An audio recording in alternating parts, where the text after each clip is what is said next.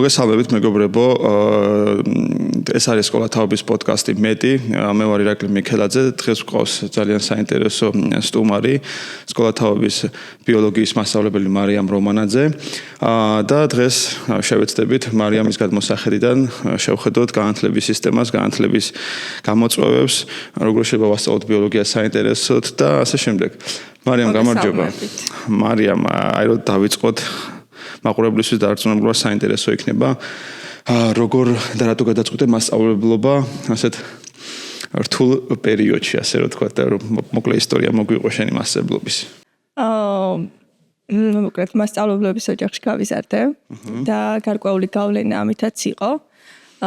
ამავდროულად მე თვითონაც ძალიან მომწონდა, როცა საკუთარ ცოდნას სხვებს უზიარებდი და ვუხსნიდი, ჩემს გამოცდილებას, ჩემს ცოდნას უზიარებდი. საინტერესო პროცესი იყო ჩემთვის ყოველთვის. როცა ჩემს პროფესიას დავეუფლე, ბიოლოგია, გარემოსდაცვითი საკითხები, მე უფრო მეტად შევედი ეშხში და მომინდა რომ სხვებისთვის გადამეცა ჩემი ცოდნა და დღევანდელ პერიოდში ძალიან ისეთი იყო, მოთხოვნადი იყო ეს პროფესია და საჭიროებდა რაღაც სიახლეებს და მუდმივად აღიქმებოდა საბუნებისმეტყველო საგნები მეორე ხარისხოვან საგნებად, რაც ძალიან სამწუხაროა. ჩემს მოსწავლეებს ყოველთვის როცა პირველად შევდივარ ხოლმე გაკვეთილზე ახალ კლასთან, ხშირად ამას ვუხსნი თუ რამდენად მნიშვნელოვანია ქიმია, ფიზიკა, ბიოლოგია, გეოგრაფია, ეკოლოგია, რომ აი სხვა საგნებს, რომელსაც ჩვენ ვეუფლებით, თქვათ ეს იქნება ქართული, ინგლისური, მათემატიკა და ასე შემდეგ. ხო, ეს ტოპ საგნები ჩვენ შეგვიძლია გამოვიყენოთ მეცნიერებისთვის, აი რეალურად ამისთვის გჭირდება ხო ვიმეტყველოთ სწორად რაღაცა. კომუნიკაცია დავამყალოთ უცხოელ კოლეგებთან, რაღაცა გამოვიყენოთ მათემატიკა, სტატისტიკაში და ასე შემდეგ და ასე შემდეგ. აი, საინტერესო რა იქნება, იცი? აი, როგორც ახალგაზრდა მასწავლებელი, მე მახსოვს რამდენი წლის იყავი, რომ დაიწყე კარიერა 23 წლის. აი, როგორც ახალგაზრდა მასწავლებელი, რა სირთულეებს წააწყდი დასაწყისში, მასწავლებლების დასაწყისში, როგორც თქვათ, სკოლაში, ასევე კლასში, როგორ გავუმკლავდი და დღეს რო თავიდან იწყებდე, რას შეცვლიდი, რას გააკეთებდი, რომ შეიძლება ახალგაზრდა მასწავლებელს რაღაც რჩევა მიუცეთ. დაწყებითებში დავიწყე სწავლება და ძალიან დიდი ბარიერები იყო. დამოკიდებულება ზოგადად ბავშვებიდან გამომდინარე, მშობლების განწყობა ამ საგნის მიმართ და წინარე საფუძველი რაც ჰქონდათ ბუნებისმეტყველებაში და რაღაცა თანამედროვე მეთოდები შემოვიტანე და რაღაც ინტერესი გაჩნდა ბავშვებში. იმდენად დადებითი შეფასებები წამოვიდა მშობლების მხრიდანაც და ბავშვების მხრიდანაც, ანუ მივხვდი რომ რაღაცა სწორად ვაკეთებდი და იმდენად დიდი სურვილი მქონდა რომ რაღაც შემეცვალა მიდგომებში, დამოკიდებულებებში და ეს აი ხარისხი ამემაღლებინა რაღაც მიმართულების. ანუ შენი мотиваცია გადავიდა მოსწავლეებზე, ასე რომ ვთქვათ. კი ბატონო, არა, мотиваცია ბავშვებში ყოველთვის არის საბუნებისმეტყველო საგნების მიმართ. უბრალოდ სკოლებში, როგორ თქვა, ხშირად უკარგავენ ამ ინტერესს. მე არ მეგულება ბავშვი, რომელსაც არ აინტერესებს ცხოველი, მცენარე, გარემო, ბუნება, და ვიცი, ასტრონომია და ასე შემდეგ, ან გეოგრაფია რო ყარდეს. აი, უბრალოდ არ არსებობს, აი არ მქონია პრაქტიკაში მსგავსი შემთხვევა. და როცა ამ ინტერესებს ვუკლავთ და რაღაცა ვეუბნებით, რომ იცი რა მათემატიკა დაწერე და მაგას მე ისწავლე, ახლა ქართულს მიხედე და ინგლისური უნდა ისწავლო ძალიან კარგად და რაღაცა აი საგნებს უკან ხედავთ. მე რაღაცა ამ დამოკიდებულებას ზოგჯერ მასწავლებლებიც ეჩვევიან და ხელს უწყობენ და არ ვიცი, შეიძლება ძალიან არაპოპულარულ აზრს ვამბობ, მაგრამ ძალიან არ მომწონს, როცა აი დაწყებითის მასწავლებლებს როგორც იყო, აი ძველი მოთხოვნიდან გამომდინარე, აი სამი საგნის სპეციალისტი ერთად გამოდიოდა მასწავლებელი, აი მათემატიკა. კი, ეხლაც არის, ხო. ხო, ეგ მიდგომა არ არის სწორი. ანუ საგანს უნდა გასწავლიდეს იმ პროფესიის წარმომადგენელი. მე, ესე მგონია, რომ კი, ღმერთმადლობა ჩვენთან ეგრე არის. ხო, ეგრეა. და ჩვენს გონი მოვახერხეთ თქმა შენის მეისო. ბევრი სკოლა გადადის ასე რა ქვია. ხო, რა ჩვენთანაც აღარ არის ეგრე დაყოფილი მეორე ხარისხოვანი პირველი ხარისხოვნები და ყველა ბავშვიც თვის მიგვაქვს აზრი რომ ყველა საგანი განსაკუთრებით მნიშვნელოვანია და მათ რომელ იდეასთან არის კავშირში იცი აი ხშირად ვიმეორებ და კიდევ მინდა ერთხელ აღვნიშნე რომ სინამდვილეში ჩვენ სკოლაში აზრდით წინასწარ მათემატიკოს, ფილოლოგს, ბიოლოგს, მეცნიერს ჩვენ ზრდით სხვადასხვა უნარების და სკილების მატარებელ ბავშვს. ანუ ნებისმიერი საგანი, მათ შორის ბუნებისმეტყველება არის ერთგვარი, ასე ვთქვათ, აზროვნების სქემა, რაღაც ცოდნათა და უნარების ერთობლივობა, რომელიც სამომავლოში უნდა გამოადგეს ბავშვს, ხო? ამიტომ თუ მასა შევხედავთ ყველა საგანს, როგორც აზროვნების სქემას, კიდე მათემატიკას, კიდე საბუნებისმეტყველებას, უკვე გასაგები ხდება, რატო არის მნიშვნელოვანი თანაბარწმუნად ყველა საგანი. იმიტომ რომ პირობითად მუსიკა და ხელოვნება უფრო უარეს მდგომარეობაში იყო და არის ხოლმე და არა და ეს ხო ესთეტიკური აღზრდა არის, როგორ შეიძლება ბავშვი უნებოდა რომ მუსიკა ხელოვნება ეს გასართობია და მოდი ახლა სხვა საგანს მიხედე. სულ ვიხსენებ ესეთ ძველი საბერძნეთში ეგეთი მგონი სოლონი იყო მართველი, რომელიც მათ პირველი ერთ-ერთი რეფორმა გააკეთა, რომ ბიუჯეტიდან გამოყო თანხები, რომ ყველა ადამიანს ქონოდა საშუალება თეატრში მისულიყო კვირაში ერთხელ მაინც. აი მაშინაც კი მნიშვნელოვანი იყო ესთეტიკური აღზრდა, ხო? ანუ ყველა საგანს თავისი მნიშვნელობა, მათ შორის ფიზიკურ აღზრდასაც და სპორტს და ეგ კარგი იქნება, რომ საზოგადოებამ გავიაზროთ, რომ არ არსებობს პირველ ხარისხოვანი, მეორე ხარისხოვანი და მესამე ხარისხოვანი საგნები და ყველა საგანს აქვს ძალიან დიდი მნიშვნელობა ბავშვის განვითარებაში და პიროვნულ ჩამოყალიბებაში. ხო, მარიამ, რა მაინტერესებს იცი? აი, შენ წეგან ახსენე, რომ აი სული მქონდა, რომ გადამეცა ცოდნაო, ხო?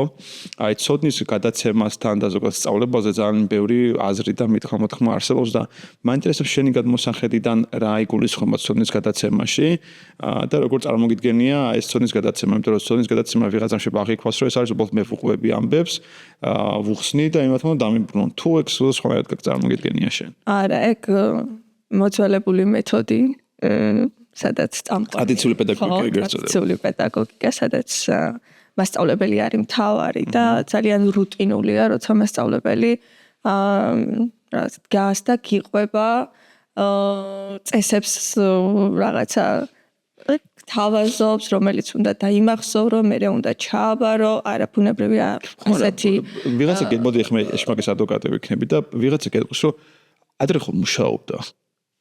ადრე მუშაობდა, მაგრამ შეიცვალა. რა შეიცვალა? თაობები შეიცვალა, ბავშვებს მოთხოვნილებები შეიცვალა. სხვა მოთხოვნებს გვიყენებს დღეს თანამედროვეობა, ძნელია თანამედროვე ბავშვის დაინტერესება, შენ თუ მას არ ჩართავ პროცესში. შენ თუ არ გექნება ინტერაქციული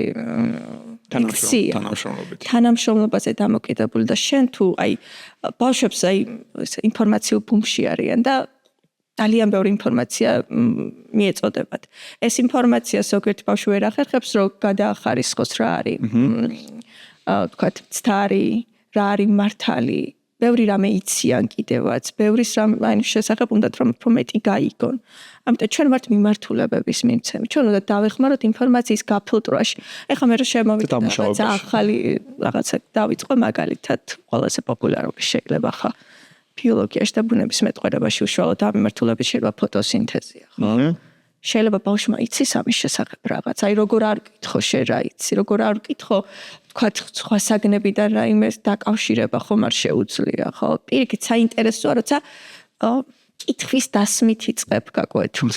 იმიტომ რომ შენ ჯერ უნდა გაიგო რა ბაზა არსებობს და მე მისცა შესაბამისი, რა ვიცი, მიმართულებები, უნდა მიეცეს ბავშვს შესაძლებლობა საკუთარი აზრი გამოხატოს და დააფიქსიროს რაღაც მნიშვნელოვანს აკეთებს გაკვეთილზე და არ არის მარტო რაღაცა პასიური მსმენელი.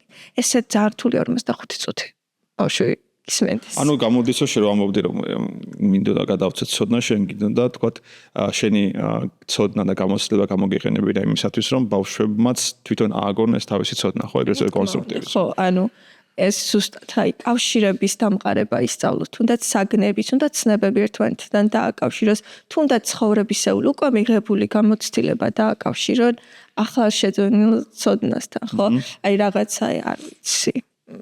წავიქეთ სიყინულზე თქვათ და აი ეს გამოუცდიათ და უცებ მასწავლებელი ხახუნის ძალას უხსნის და ის ხვდება რა იყო საჭირო მოკლედ და როგორ გაეკეთებინა, როგორ მოქცეული იყო თვითონ აი ახლა წეგან ახსენე და მაგაზე მინდა კითხო რომ ერთ-ერთი დიდი გამოწვევა არის თანამედროვე სკოლის რომ როგორ დავაინტერესოთ თანამედროვე მოსწავლე, იმიტომ რომ ძალიან განვითარებული არის ტექნოლოგიები, ინტერნეტი, YouTube, ხელოვნური ინტელექტი, 1000 საინტერესო კონტენტი არის, რომელსაც ბავშვს შეუძლია, რა ვიცი, უყუროს და მიიღოს ინფორმაცია პლუს ამას, სათამაშო კონსოლები, ცნობილი ეს არის, რომ სკოლის თავარი გამოწვევა PlayStation-ზე საინტერესო იყოსო და აი როგორ წარმოგიდგენია, როგორ შეიძლება დავაინტერესოთ თანამედროვე მოზარდი, პატარები გასაგებია, შენ რასაც ამბობდი, მაგრამ ჩვენ სადღაც ამ პატარა ბავშვებს სადღაც შუაში ვუკლავთ ამ დიდი ინტერესს და ამ შემეცნების სურვილს და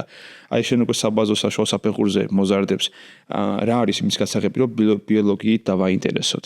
ისო და ისო ტექნოლოგიები უნდა ჩართოთ ამ ყველაფერში.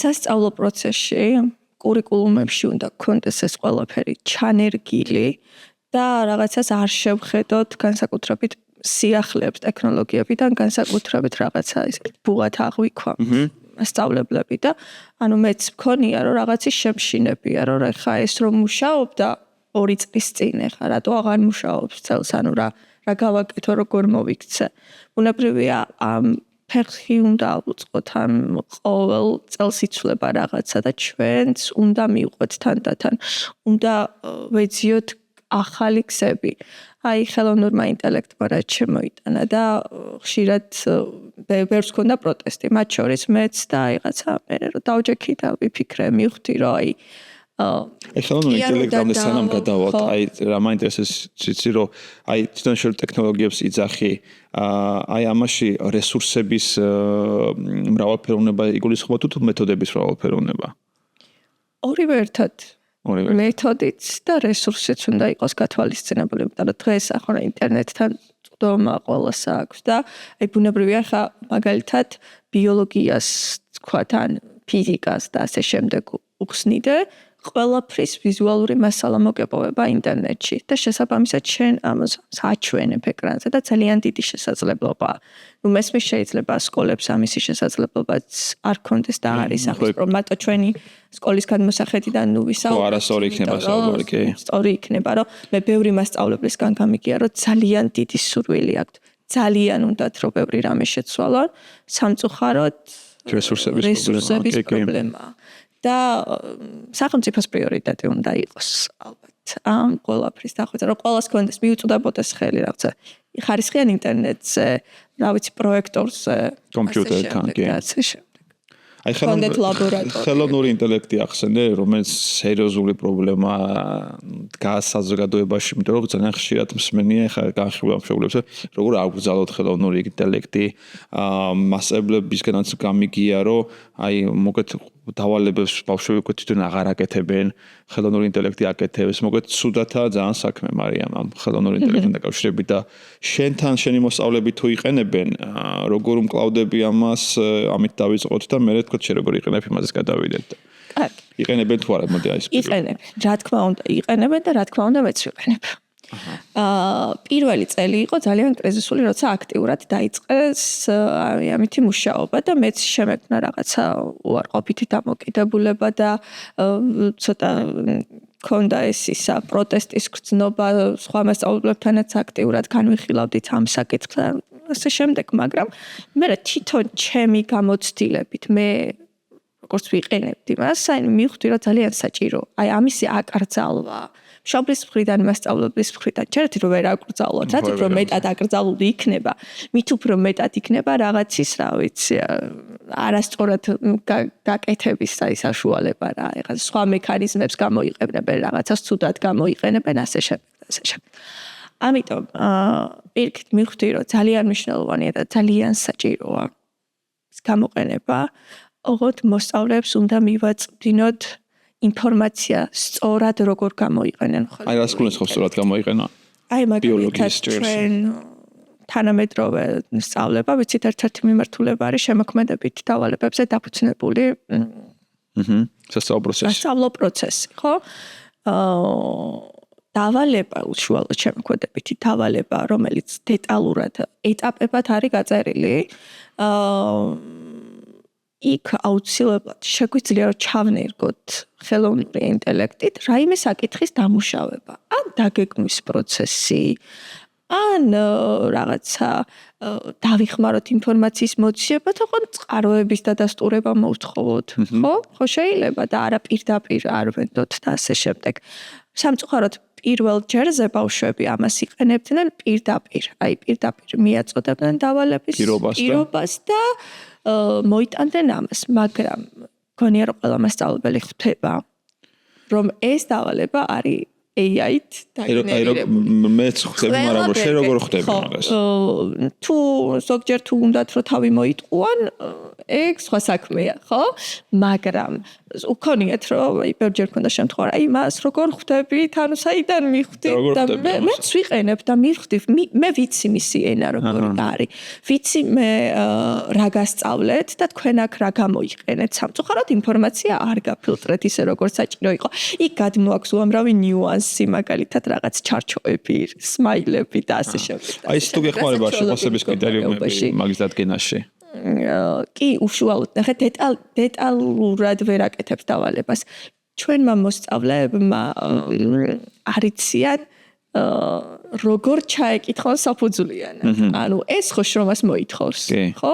საფუძვლიანად კითხო მას დავალების გაკეთება. ამას არ აკეთებენ სავარაუდოდ და პირდაპირ უგზავნიან დავალებად, ის კი აკეთებს ზედაპირულ დამუშავებას ამ ყველაფერს. და როცა შეფასების კრიტერიუმით ჩვენ ვახდენთ მოსწავლის გამოკითხვას, ბუნებრივია იქ რაღაც ჩიხში შევდივართ და ბუნებრივია ეს იძლევა ამის აი მაგალითად თუ რატომღაც ეგონათ ბავშვებს რომ მას თქვენ ეს ახლა რაღაცა შეამოწმეთ რაღაც დეტექტორები ხო არსებობს ეს მეთქი არ მჭირდება ჯერ ერთ-ერთი არც ვიცი და როგორც მე ვიცი არც არისანდო რომ ეს ზუსტად ვერ ამოწმებს AI ჩექმნილ დავალებებს ან შეიძლება აი მაგალითად თქვა ბავშვმა გამოიყენა ხელოვნური ინტელექტი დავალების ყველა ეტაპზე მაგრამ წარდგენის დროს ყველა შეფასების კრიტერიუმზე პასუხი გაქცა, იმსჯელა, შეადარა და აკავშირა. არის თუ არა ეს ცოდნის დადასტურება?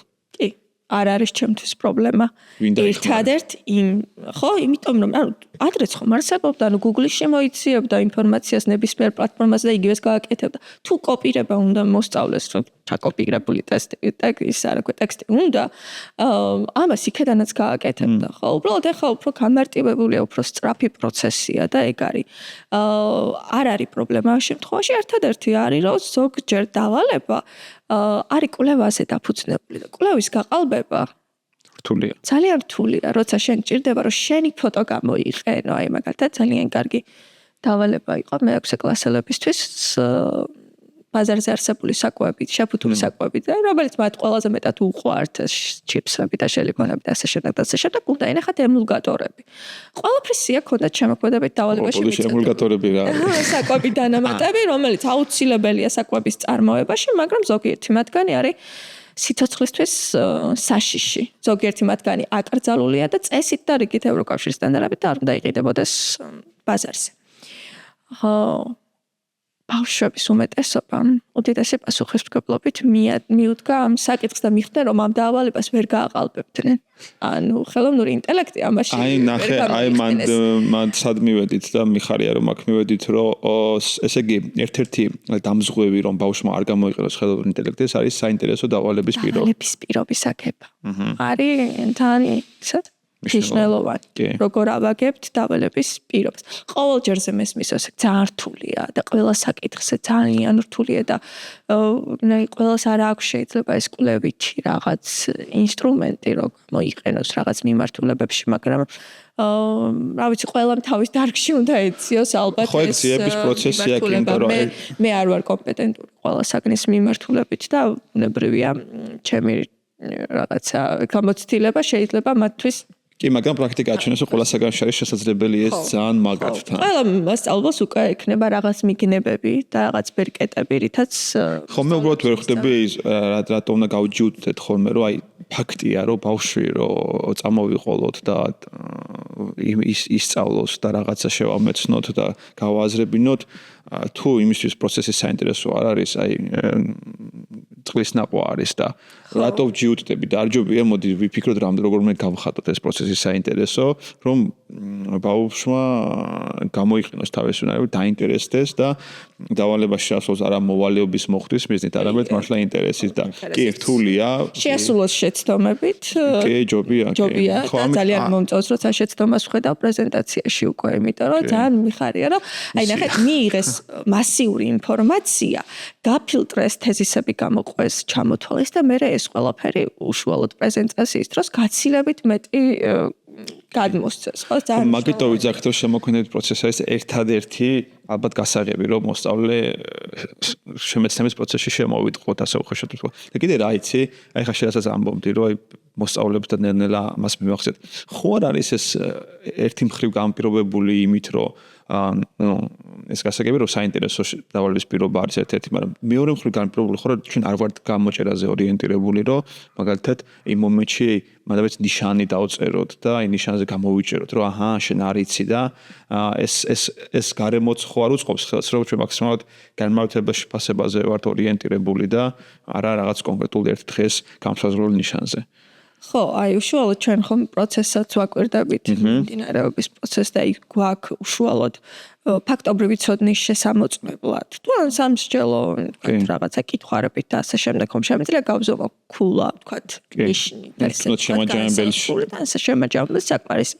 უშუალოდ შემოქმედებითი დავალება უკვე ითვალისწინებს ბავშვს მივცეთ რეკომენდაციები და რჩევები. თუნდაც მე თუ დავინახე, რომ მას სრულად AI გამოიყენა და რაღაცა მიაკლო, აი შემოქმედებითობა დაიკარგა. მის მე შემიძლია ეს ბავშვს უთხრა.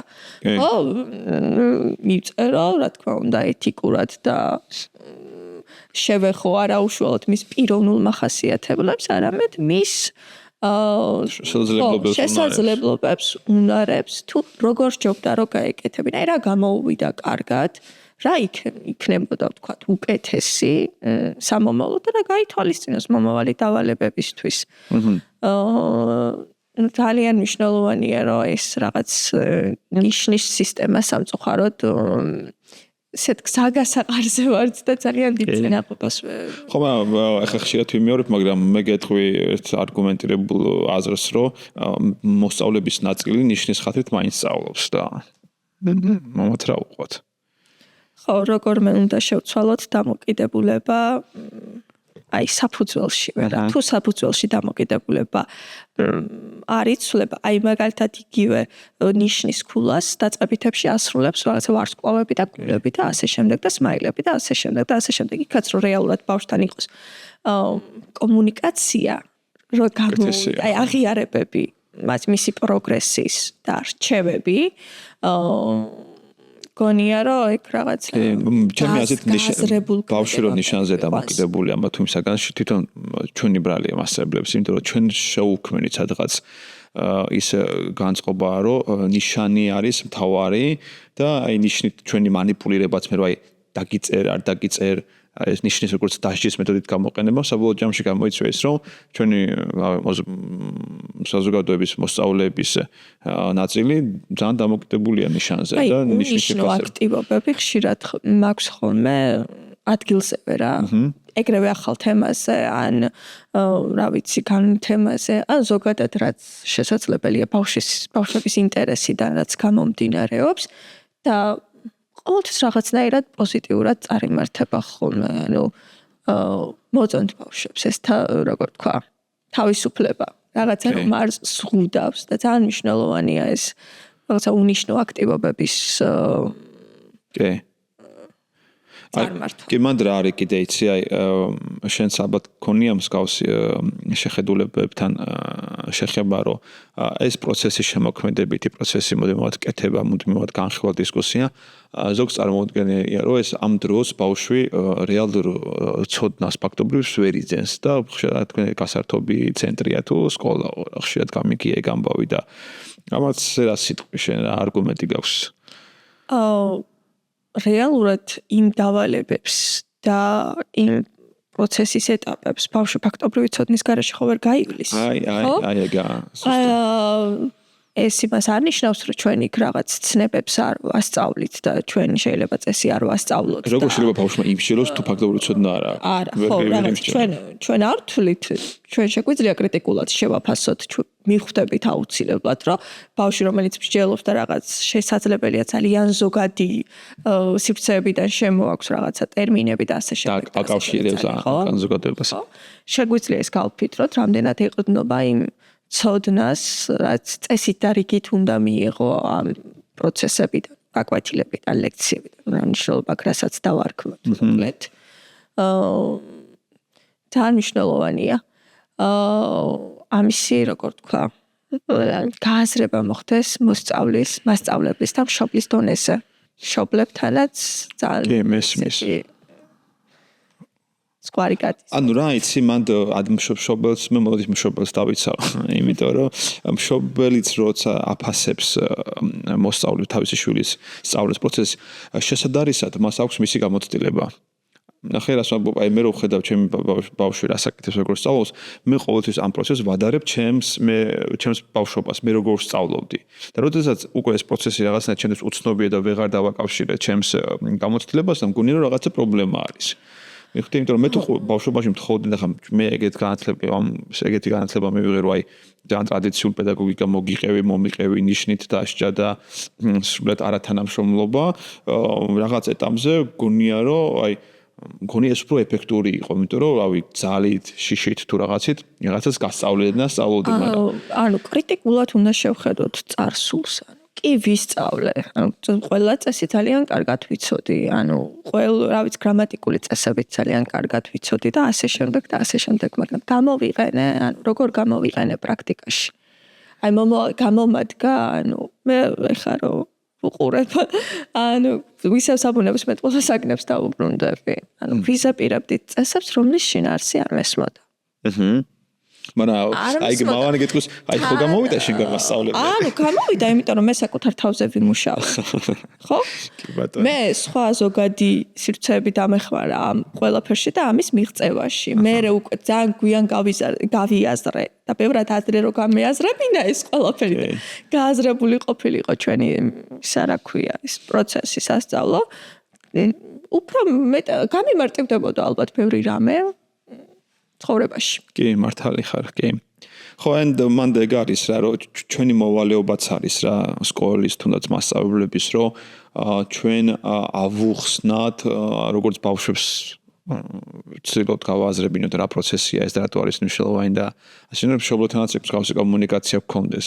მაგითაა მნიშვნელოვანი, რომ თქვათ დავალებები ის მიცემის დროს გავითვალისწინოთ და ავუხსნათ მშობლებს, რომ რა არის ამ დავალების მიზანი, რატო ვაკეთებთ ამას, რომ მშობელთა კომუნიკაციაც მნიშვნელოვანია ჩვენ როგორც აკადემიურ საზოგადოებას გვაქვს მორალური და სოციალური პასუხისმგებლობა, რომ მშობლებსაც ავუხსნათ ჩვენი იდეა რა არის რეალური განათლება, რა არის ღრმა და საფუძვლიანი ცოდნა და როგორ მიიღწევა ეს.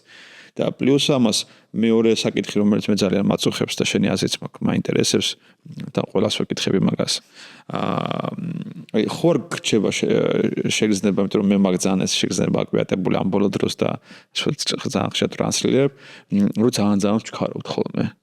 ანუ სასწავლო პროცესში, სკოლაში, განათლების დროს ხوار ვჩქარავთ ძალიან. რას გულისხმობ იცი? სწრაფტებს რაში, ზოგადად აი სადგა თითქოს მიგვეჩქარება, რომ მალე შედეგი დავდოთ, რა თითქოს მარათონია რა განათლება და მე მგონი რომ ცოტა ალბათ მას გულისხმობ ჩარჩოებში მოქცეულ სასწავლო პროგრამებს, რომელიც აი წელიწადზეა გაკეთილი. კი, მალე შედეგი გვინდა, კი, ხო. ციგნი ჩავამთავრეთ ეს ტვინში მithons ეს ფრაზას ახლა. იყო დრო როცა ამას ძალიან განვიცდით, იმიტომ რომ ვალდებულება იყო ასეთი, ხო? და ეს ცოტა როცა ჩარჩოებისგან გავთავისუფლდით რომ მოსასწავლებლმა გვაძლევს მაგის საშუალებას. თურმე შესაძლებელი ყოფილა რომ რაღაცებს სხვა სივრციდან შემოვიტანოთ მასალა. აი შემიძლია არ დავეყნოთ წიგნს და თავიდან ბოლომდე დავეყნო ვიდეო მასალას. ხო? და ამ ვიდეო მასალიდან მთხოვო მოსწავლეებს მომზადება რაღა მოусმინონ და რაღაც ხო გაიაზრონ და არ არის აუცილებელი. იმიტომ რომ ზოგჯერ ამა თუ იმ საკითხის მიმართ წიგნში ისეთი მწირი ინფორმაცია რომ მოსწავლეს უჩნდება პროტესტი. აი რაც ჩვენ განვიხილეთ ის არ ეწერა წიგნში ისე კარგად, აი ის უფრო მეტი აინტერესებდა თქო. ჯერ ცალკე პრობლემაა როგორ არის წიგნები და პროგრამა ხო? ზოგი ძველია ზოგი ახალი. ხო, რაღაცები თანხმედრაში არ არის, სტანდარტთან თანხმედრაში არ არის წიგნები, ამიტომ ჩვენ მასწავლებლებს ძალიან დიდი შრომა გვიწევს რესურსების მოსაძიებლად, ხო?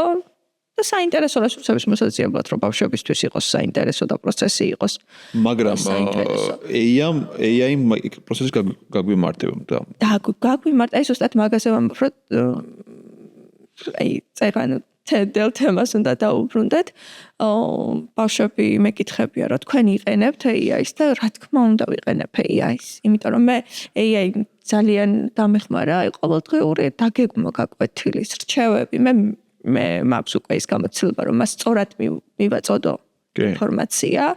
იცის რას ვასწავლი, რომ კლასში ალბათ უფრო იყენებ აი ადმინისტრაციულ მექანიკურ ნაწილში შემოქმედებითი პროცესი AI-ს უჭირს ჩემი. ხო, შემოქმედებით პროცესში რჩევა ან რაღაც რესურსები მოგაწოდოს რა, იცებ რომ სწრაფად მოძიების შემთხვევაში ხო რა დანარჩენს რა თქმა უნდა. ხო, აი თორნიკი ამბობდა და ძალიან მომწონს ეგ აზრი, რომ აი რომ დაუფიქრდე რეალურად, ხო? AI იმ სინამდვილეში მასწავლებელს გამოუთავისუფლა დრო. რა კუთხით რომ აი ეს როდესაც მაგალითად მე მიწევდა რომელიღაცა ტესტის შესადგენად რაღაცის გასააქტიობის შესაგეგმად ხელით კეთება მექანიკურად რავი 1-2 საათი დღეს თქვა სწორი მოთხოვნით ასე ვთქვა და სწორი მიწოდებით შესაძლოა ეს გამიკეთოს 2 წუთში. იდეაში ამან მე გამომითავისუფლა დრო, რომ ჩემი დრო და ენერგია და ასე გონება მივმართო როგორ გავხადო საინტერესო პროცესი მოსწავლე შემოქმედებითობაზე მეტი დრო დამიტოვა ასე რომ ვთქვა. იმიტომ რომ AI-ს ახლა მართლა უჭირს ხოლმე რა, ახლა მე მაგალითად ამდენჯერად ვცადე რომ შემოქმედებითი დავალება რამე ისეთი დაეგეგმა უჭირს ძალიან რა, უფრო მექანიკურ ნაწილში ვიყენებ. ხო, ანუ შენ უნდა მიაწოდოს სწორად იდეა და ფაქტიურად ეს არის უკვე შენი შემოქმედებითობა, როცა შენ იდეას სწორად აწოდებ და მე ის უბრალოდ შესაძლებელია ესე კარგად დაგილაგოს, ხო, ან გარდაქმნათ სთხოვო მაგალითად შარშადელი შემოქმედებით დავალება, ში რაღაც ცვლილება გინდა რომ შეიტანო, იცი რომ ამ კლასთან უფრო რაღაც სხვანაირად იმუშავებ, ხო? ის თხოვო რომ აი რა ცვლილება შეიძლება რომ გავაკეთო მაგალითად, ხო? და ამას თქვათ როგორ თქვა, გადაახალისოთ სხვანაირად დავალება და აუ, რა გამახსენდა ახლა ეს ძალიან მნიშვნელოვანი საკითხი და მართლა მაინტერესებს რეალურად შენი აზრი როგორც მასწავლებლის, რომელიც ასე ვთქვათ ყოველდღურად გაკეთილზე ხარ. ერთ-ერთი გამოწვევა არის, რომელსაც მოდი ვაღიაროთ, რეალური გამოწვევაა, რომ კლასში არის სხვადასხვა უნარის, ინტერესის და შესაძლებლობების მოსწავლე. რომელსაც ვაღიაროთ, იმიტომ რომ თუ ჩვენ ბავშვს როგორც აღნიშნეთ დასაწყისში, აღვიქოთ როგორც ადამიანს, ჩვენს თანამშრომელს, რომელსაც უნდა ერთად ვისწავლოთ, ისიც უნდა გავითვალისწინოთ, რომ აი ამ ბავშვებიდან ძალიან განსხვავებული ინტერესების და უნარების არიან. აი ამ გამოწვევას როგორ უმკლავდები ყოველდღიურობაში, თუ ახდენ დიფერენცირებას და რა დონეზე და აი რამდენად შესაძლებელია რეალურად. ერთ-ერთი ყველაზე რთული საკითხი რაც არის ალბათ კლასთან მუშაობის დროს ეს არის დიფერენცირებული სწავლება. კი ვიცახით რომ ძალიან მნიშვნელოვანია და აუცილებელია, მაგრამ უნდა ვაღიაროთ რომ ეს პროცესი არის ძალიან რთული. რომ ყველა ბავშვის ინტერესი გავითვალისწინოთ, ყველას ინდივიდუალური შესაძლებლობა გავითვალისწინოთ და ასე შემდეგ. მაგრამ თუმცა აი იმ გამოკითხვის პროცესებში შეგვიძლია გავაკეთოთ დიფერენცირება, ხო? მისთვის საინტერესო სფეროს დავუკავშიროთ რაღაცის ახსნა. ან დავალების პირობაში გავაკეთეთ. ან დავალების პირობა შეიძლება მე ვერ შექმნა 20 ბავშვისთვის და 30 ბავშვისთვის სხვადასხვა დავალების პირობა, მაგრამ დავალებაში დაუტოვო არჩევანის უფლება. ნახე დავალებაში რაღაც ისეთი ჩამონათვალი გავაკეთო საკითხების, რომელიც ვიცი რომ რაღაცა შეიძლება რაღაც სპორტიდანაა, რაღაც ასტრონომიიდანაა, რაღაც ასე შემდეგ და ასე შემდეგ და ვთხოვო აირჩიოს და მოარგოს საკუთარ ინტერესებს. აი იქ თუ მივცემ არჩევანის უფლებას, შესაძლებელი იქნება რომ ასე უფრო მეტად დავაინტერესოთ სხვადასხვა ინტერესის მქონე ბავშვი. კი, იმიტომ რომ ეგ ძალიან ხშირად ვლაპარაკობთ ჩვენ ინტერესებზე, იმიტომ რომ აი მართლაც ალბათ დღეს ყველაზე დიდი გამოწვევა ერთ-ერთი რა თქმა უნდა ხა 1000 გამოწვევა აქვს სკოლებს განსაკუთრებით საჯარო სკოლებს და რეგიონის სკოლებს, მაგრამ ერთ-ერთი გამოწვევა ის არის, რომ აი როგორ დავაბრუნოთ მოსწავლე სკოლაში, მკითხით რომ მისთვის საინტერესო იყოს, რომ მართლაც ეხა ჩვენ იდეაში ვებრძვით ისეთ საინტერესო გიგანტებს, ინტერნეტია, YouTube-ია, რავი, ხელოვნური ინტელექტი, ისეთ რაღაც, რომელიც შეუძლებელია რა, აი ვეღარ დაინტერესებს მოსწავლეს მხოლოდ იმით, რომ შენ ხარ კაი ტიპი, შენ იცი რაღაცეები, დღეს ფაქტობრივ ცოდნაშიც ვერ აჯობებ, ხო, ამ ხელოვნურ ინტელექტს, აი რამდენი რაღაცა უნდა იცოდე ფაქტი მასწავლებლმა, რომ უფრო საინტერესო გახდე. ერთ-ერთი გამოსავალი სწორედ ეს, რომ ჩვენ მაქსიმალურად შევქმნათ ისეთი სივრცე, ისეთი კონტექსტი მოსწავლეებისთვის, სადაც ისინი, რავი, დაფასებულები იქნებიან, აღიარებული, ჩართულები და რაღაც მათ ინტერესებს დაიკმაყოფილებ, იმიტომ რომ ერთ-ერთი დიდი პრობლემაც არის სკოლებში, რომ ჩვენ მასწავლებლების სკოლები არანაირად არ ვითვალისწინებთ ხოლმე ბავშვის შინაგან მდგომარეობას. იმიტომ რომ განსაკუთრებით მოზარდობისას. განსაკუთრებით მე-7 მე-9 კლასია ესე. გადატეხის კი. აქ რავი ბავშვის არ გათვალისწინება და მისი ემოციური ფონის აი არ შეიძლება. აი თუნდაც აი ნიშნის სისტემა რატო არის ცუდი, რომ ნიშნები და ეს განსაზღვრელი ნიშნები რაც არის თვალისწინებს ბავშვის იმ მომენტში მდგომარეობას. შეიძლება ბავშვი რავი დეპრესიაშია, მოწყენილია, უძინარია, ან ფიზიოლოგიური მდგომარეობა, ფიზიოლოგიური არ ჰორმონალური გამოწვევები აქვს და ხა შენ მიადეგი და აი რატო არ იცი დღეს გაკვეთილი ერთი ამიხსენი. ხო, ამიტომაც არის პროცესზე დაკვირვება. ზუსტად, ხო, ამიტომ ეს ამიტომაც არის ხელშეწყობა აქ. თავი ანუ ერთმანეთს უნდა ხო და ხა იმასაც განასხვავებს მასწავლებელი, როდის გადაეზრდება ეს ბავშვი პასუხისმგებლობაში და უკვე რაღაც თქვა საზღვრებს გაცდება. ესეც არ გამოეპარება მასწავლებლს და მან შეუძლია უკვე რაღაც ბერკეტი გამოიყენოს, ხო? მანამდე ხა არ ვიცი თუ ჩემს მოსწავლეს ბუნებრივია არის შემთხვევები, როცა რა ვიცი, წლებია ვასწავლეთ, ხა 6 წელია რომ ვასწავლი. ვიცნობ ხო? ამიტომ რატო უნდა დაისაჯოს თქვას ერთი დასჯას ეძახიან ისინი ამას. ხო, დასჯა. ულა ეწერებათ და როცა ვიცი რომ რეალურად მისი შესაძლებლობები სხვა არის, სხვა განსხვავებული პასუხისმგებლობებია, გიცის იაზრებს ამ რაღაცას, რატომ შეიძლება გამოვიყენო რაღაცა. რა იცი მე მაგაზე მექანიკური პროცესია. შეიძლება მიფიქრია და რატო გვიყვარს ასე ვთქვათ, მოდი ასე საზოგადოებრივ ნიშნები და ეს განსაზღვრული ნიშნები, რომ ძალიან მარტივია, მიხვდი? აი ადვილი აი რვიანი, აი გასაგებია რვიანი, აი ადვილია. ან სიღრმეები არ ჭირდება, მაგრამ აი განმავეთებელ შეფასებას როცა შენ უკვე აი უწერ რა შეუძლია, რა არ შეუძლია, ეს უკვე ესეთი რთულია, გაიგე?